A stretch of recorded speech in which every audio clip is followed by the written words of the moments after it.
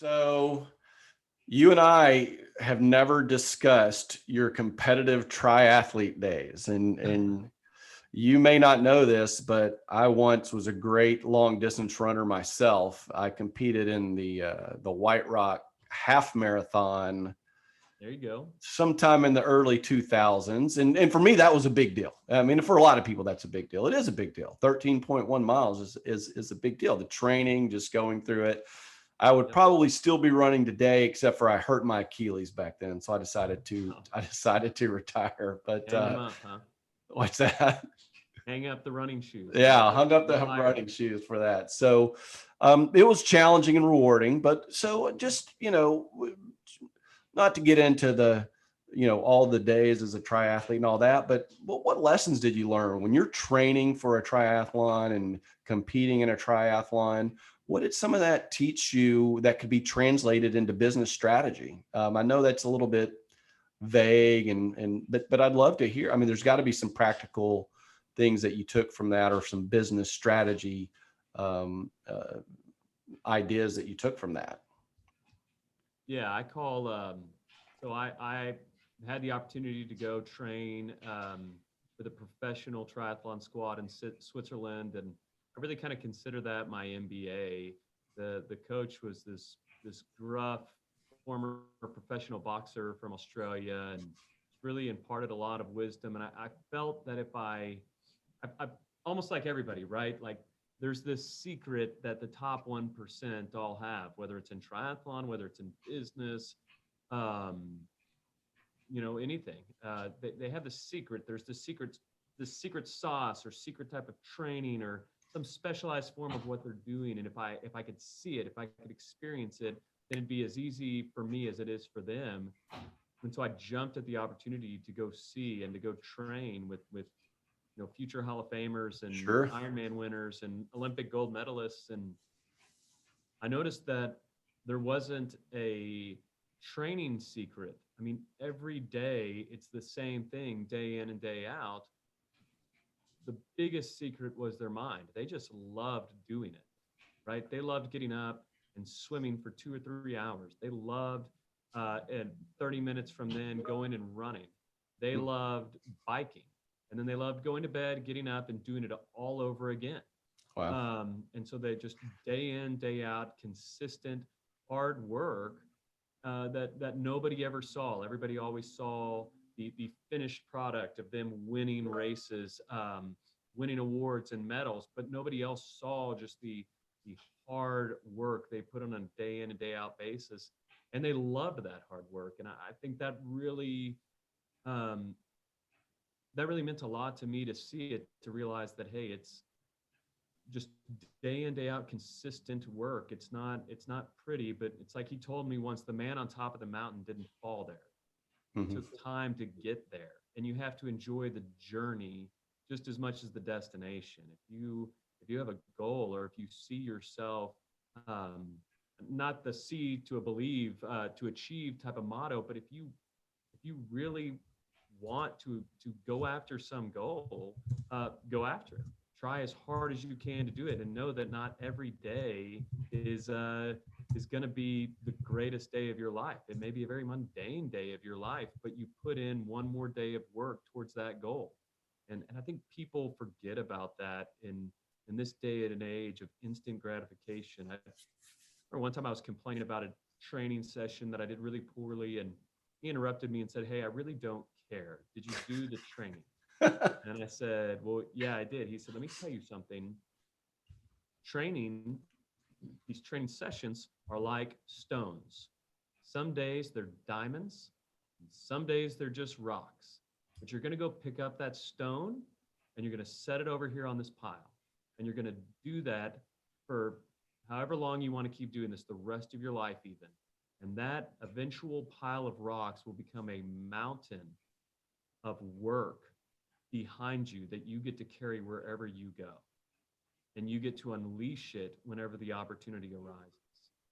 And so I same with business. I mean, same with anything else. Just every day, maybe some days you just have to really kick yourself to get out of bed and get going, but do the work. It may not make you the next Warren Buffett that specific day, But the next day, you may feel like, Warren Buffett or Jeff Bezos, and that consistency in that work will put together such an amazing amount of work behind you that your experience, your wisdom with all that will help you into the future, specifically in achieving whatever you're wanting to achieve.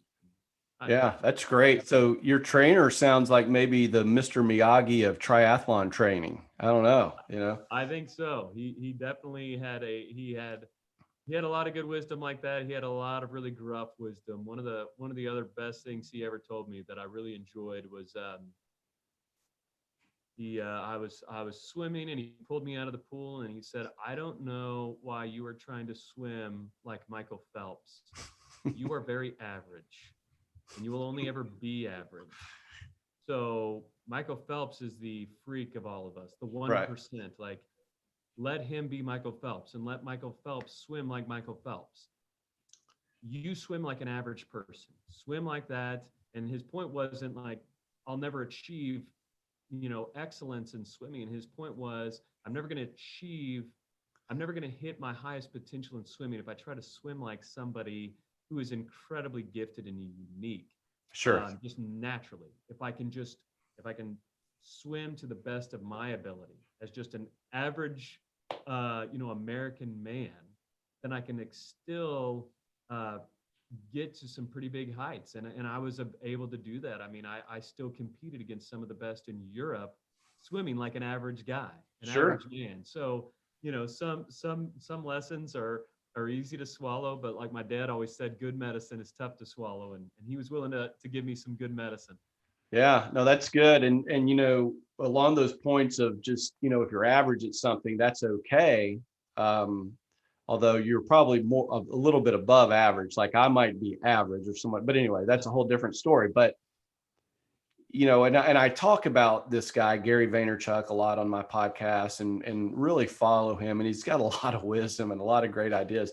One of the things when I started listening to his podcast back, particularly once all the pandemic, everything kicked in, I remember listening to one of his podcasts, and I think somebody had called in or was talking to him about wanting to be the number one, start their own company and all of that. And one of his points and one of his response was, you might not be a number one. You might be a number 8. Don't you think the number 8 person at Facebook is okay? Or the number 8, the number 7 person? And it's kind of that same philosophy, find your strength. It's okay to not be the number 1 person all the time at everything. It's okay to not be the CEO of McDonald's. Yeah. What if you were the I think we executive get vice lost. president of human resources? You're probably okay too, right? I mean, Yeah, there's and I just, think we get so lost in useless comparative analysis, right? I mean, who is Elon Musk or Jeff Bezos is now the richest man in the world, but I promise you this, somebody else will come along and will be richer than one of those sure. men. I mean, it LeBron James is an amazing, probably I guess we can debate that, but probably the greatest basketball player, of all time, maybe Kobe Bryant, Michael Jordan, but somebody will come along and be better. Mm-hmm. And if you get lost in comparing yourself to being the next Jeff Bezos, right, or the number one of anything, you lose focus on what's important. You have an amazing. We never so. I at least learned, especially in triathlon, we're not going to totally focus on our weaknesses. We're going to work on the weaknesses to make them okay, but we're going to maximize our strengths. And I think if you start comparing yourself to other people, you start trying to cover up or move into their strengths, and those may not necessarily be yours. Right. And if you're doing that, you're missing out on a lot of other opportunities that you could achieve.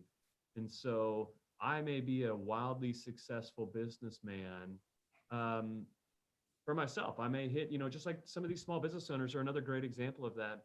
They hit a level of success that they found that's the level that they wanted to achieve. It's not wrong. They didn't fail. They may have owned $1 million company. That's an incredible success story. Sure. Were they as wealthy as Sam Walton? No, but you're not going to say that they didn't hit their highest potential. They didn't achieve the highest level of success that they could.